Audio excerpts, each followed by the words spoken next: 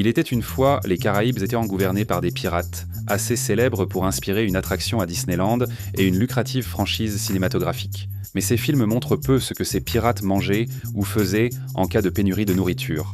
Alors aujourd'hui, nous répondons à la question: qu'est-ce que les pirates des Caraïbes mangeaient réellement ? Mais avant de commencer, assurez-vous de vous abonner à la chaîne Weird History Food. Ensuite, laissez un commentaire et dites-nous quel autre régime historique vous aimeriez découvrir. D'accord, maintenant, êtes-vous prêts ? Parce que c'est parti.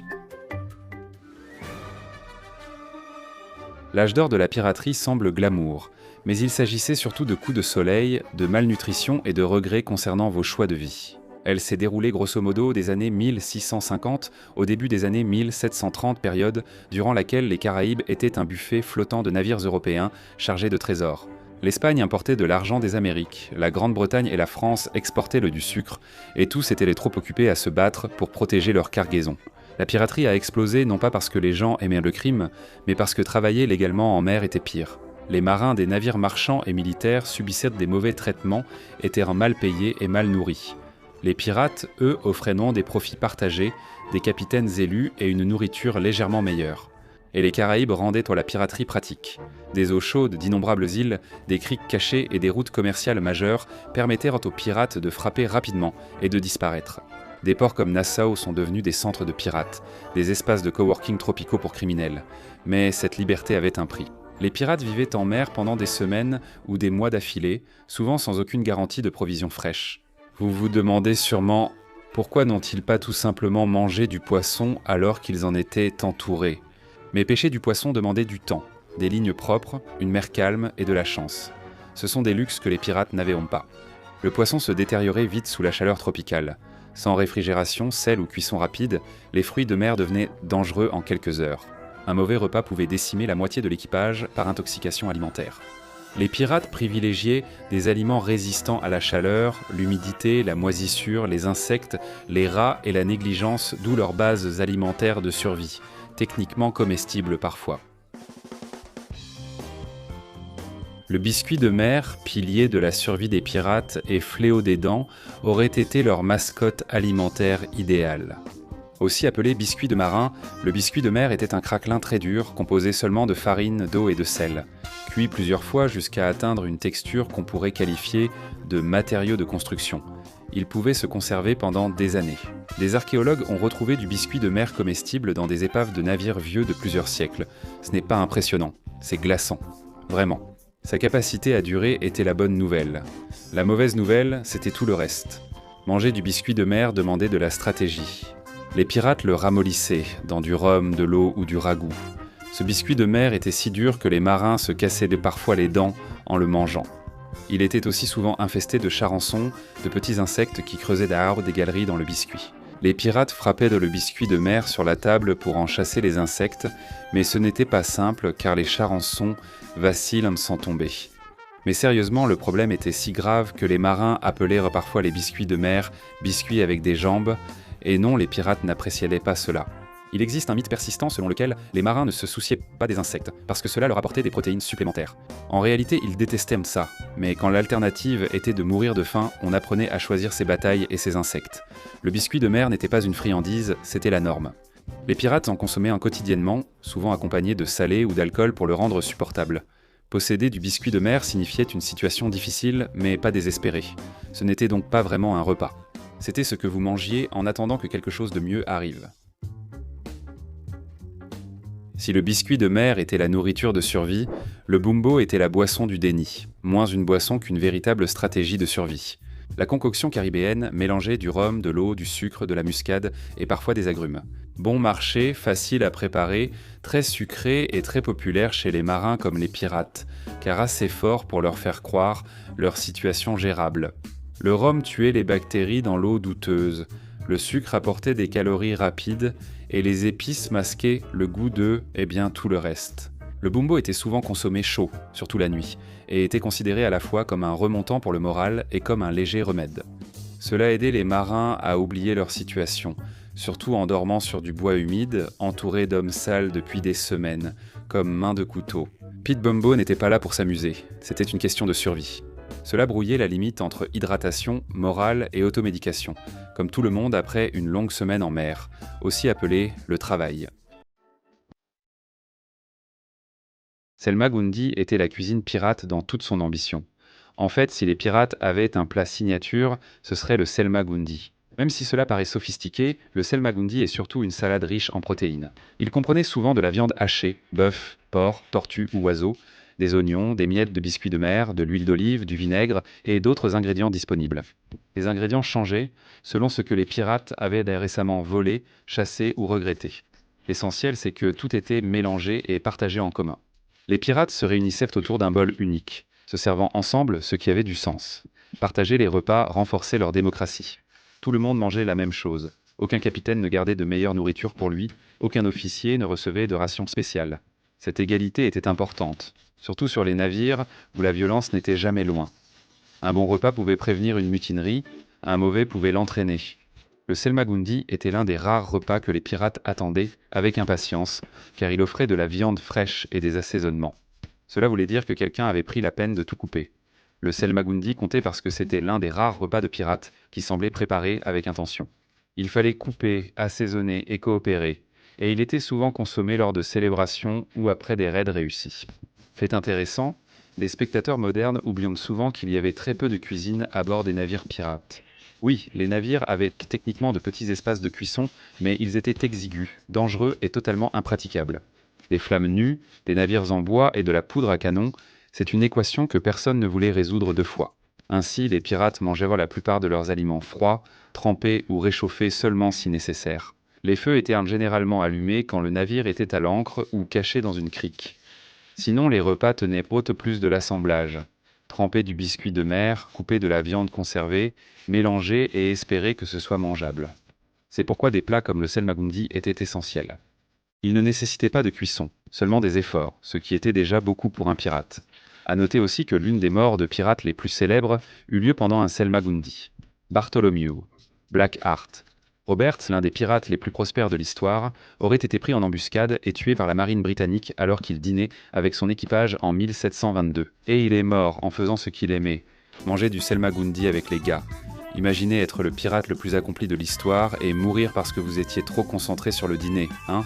Je comprends. La nourriture était tellement importante pour les pirates que le véritable capitaine, Henry Morgan, celui qui a donné son nom au rhum Captain Morgan, a un jour attaqué Cuba et exigé 500 têtes de bétail comme rançon pour Morgan et ses hommes. Le bœuf séché ou salé était une source de protéines, techniquement conservé grâce à un salage extrême. Cela durait des mois, mais avait le goût du regret. Compressée sous forme de viande, la viande fraîche se gâtait rapidement en mer. Alors les pirates comptaient sur le bœuf séché ou salé, souvent appelé bœuf salé. Et qu'est-ce que tu veux ? De toute façon, ils n'étaient pas des experts en marketing. La viande était conservée grâce à un salage et un séchage agressif, ce qui la rendait comestible, mais aussi extrêmement dure et douloureusement salée. Les pirates la trempaient dans l'eau pendant des heures, voire des jours pour en retirer le sel. Cependant, l'eau était souvent douteuse, et si le trempage ôtait le sel, il ôtait aussi toute joie. Sel. Le bœuf apportait protéines et calories, mais posait aussi des problèmes. Une forte consommation de sel, la déshydratation et le manque de vitamine C causaient le scorbut, entraînant saignement, faiblesse des gencives et souvent la mort. Ce qui, évidemment, n'est pas bon. Le bœuf séché valait mieux que mourir de faim, et les pirates étaient rarement difficiles. Il s'agissait moins de plaisir que de maintenir le strict minimum nécessaire pour rester en vie et continuer à commettre des crimes.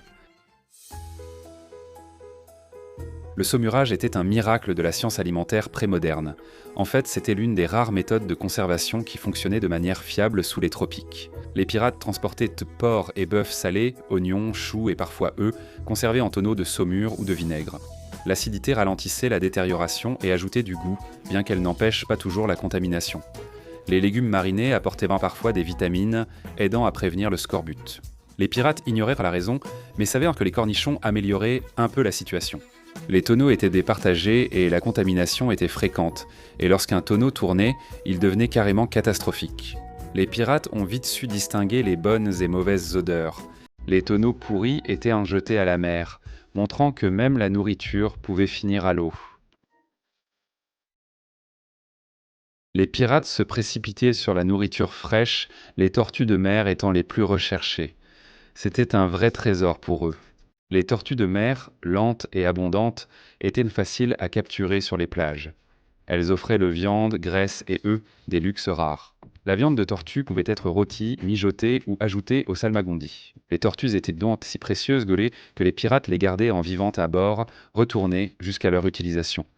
Une réserve de nourriture fraîche vivante. C'était horrible, mais les résultats sont indéniables. Les festins de tortues remontaient le moral et rappelèrent la vie au-delà du biscuit de mer et de la saumure. De la viande fraîche, c'était synonyme de célébration. Cela voulait dire que le voyage n'était pas maudit. Cela signifiait l'espoir. Les fruits frais étaient rares et précieux, donc les pirates en mangeaient rarement, mais c'était alors important. Les mangues, sucrées et juteuses, sauvèrent la vie grâce à la vitamine C. Abondantes aux Caraïbes, elles étaient prises lors de raids côtiers ou échangées avec les habitants. Les mangues étaient appréciées fraîches pour leur douceur et leur effet hydratant. Elles prévenaient aussi le scorbut grâce à la vitamine C. Les pirates remarquaient qu'ils allaient mieux après en avoir mangé, sans en connaître la raison. Moins de saignements des gencives, plus d'énergie. Oui, les mangues ont tout changé. Et même si les fruits frais ne durèrent jamais longtemps, pendant un court instant, les pirates goûtèrent à quelque chose qui ressemblait au bonheur. En réalité, les pirates redoutèrent davantage le scorbut que les tirs de canon, même sans connaître son nom. Le scorbut, dû à une carence en vitamine C, causait déchaussement des dents, douleurs articulaires, saignement des gencives et pouvait être mortel. Les pirates disaient qu'ils pourrissaient vivants, ce qui n'était pas exagéré. Des équipages entiers étaient neutralisés sans bataille.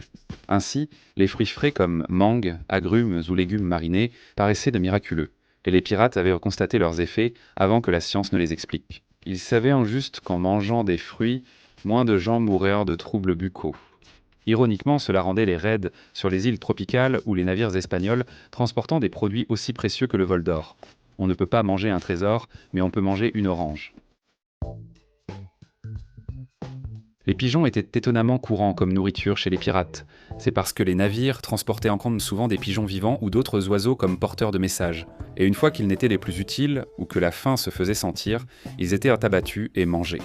Ils étaient petits, gras et au goût fort, mais ils étaient frais, et rien que cela les rendait précieux. Soyons honnêtes, les pirates n'étaient pas sentimentaux, ni du genre à roucouler avec les pigeons comme Mike Tyson. Les pirates chassaient aussi les oiseaux de mer quand c'était possible, même si cela nécessitait de passer du temps à terre, ce qui était toujours risqué lorsque des patrouilles navales étaient dans les parages. Et maintenant que nous avons parlé des rats du ciel, autant mentionner les rats de la terre. Les rats. Ils infestaient les navires sans relâche, rongeaient les sacs de farine, grignotaient le biscuit de mer et contaminaient les tonneaux d'eau. Les pirates les piégeaient quand ils le pouvaient, mais les acceptaient généralement comme faisant partie de la vie à bord. Et oui, parfois les pirates mangeaient les rats. Ce n'était pas courant ni préféré, mais en temps de désespoir, les rats servaient de source de protéines de secours. Ils étaient écorchés, rôtis ou mijotés, selon le moral et la santé mentale restantes. L'eau était l'une des choses les plus dangereuses que les pirates consommaient. Bien sûr, on ne parle pas ici de Perrier. Stockée dans des tonneaux en bois, l'eau des pirates devenait rapidement stagnante. La prolifération d'algues gluantes au goût infect était courante, tout comme la présence de bactéries et d'insectes. Les marins qualifièrent souvent cette eau de filandreuse à cause du biofilm épais. Pour la boire, les pirates y ajoutaient du rhum ou de la bière. L'alcool ralentissait la croissance microbienne et masquait le goût. Malgré son aspect infect, manquer d'eau restait un scénario cauchemardesque. Les pirates buvaient parfois des réserves contaminées et risquèrent de tomber gravement malades ou de mourir. Dans le désespoir, on boit n'importe quoi. La bière était plus sûre que l'eau, mais seulement au début. Une fois qu'elle tournait, elle devenait une boue imbuvable, encore pire que la Natural Light. La bière à faible alcool se conservait mieux que l'eau, ce qui en faisait une réserve fréquente sur les navires, mais la chaleur tropicale la faisait vite tourner. Dans ce cas, la bière était généralement consommée au début du voyage avant de passer aux spiritueux comme le rhum. Et le rhum était la boisson des pirates. Ce n'était pas parce que c'était amusant, ni à cause de la chanson entraînante Yo ho ho et une bouteille de rhum chantée par les pirates de l'île au trésor, mais parce que c'était pratique. Le rhum distillé se conservait indéfiniment, tuait les bactéries et apportait des calories. Souvent mélangé à de l'eau pour faire du grog, parfois avec du jus d'agrumes quand disponible, il était plus sûr et plus facile à boire. Le rhum alimentait les raids, les célébrations et les décisions imprudentes. Il ne se contentait pas de garder les pirates en vie, il les motivait et leur donnait probablement des idées qui semblaient bonnes. Quand ils étaient ivres, Quand la situation devenait désespérée, les pirates mangeaient. Les bottes, ceintures et sangles en cuir étaient rembouillis tant pour les ramollir, parfois raclés et mâchés pour en extraire des nutriments. Le cuir n'apportait pas grand-chose en termes de subsistance, mais il retardait la famine. Et ce n'était pas rien. Pourtant, manger du cuir était le signe qu'un voyage avait tourné à la catastrophe. Pas de port, pas de prise, pas de chance. À ce stade, la survie devenait le seul objectif. Si un équipage en venait à manger du cuir, c'est que le voyage avait échoué à tous les niveaux. Alors, qu'en pensez-vous, et pensez-vous que vous auriez pu faire carrière comme pirate des Caraïbes ? Dites-le nous dans les commentaires ci-dessous. Et pendant que vous y êtes, jetez un œil à certaines de ces autres vidéos de Weird History Food.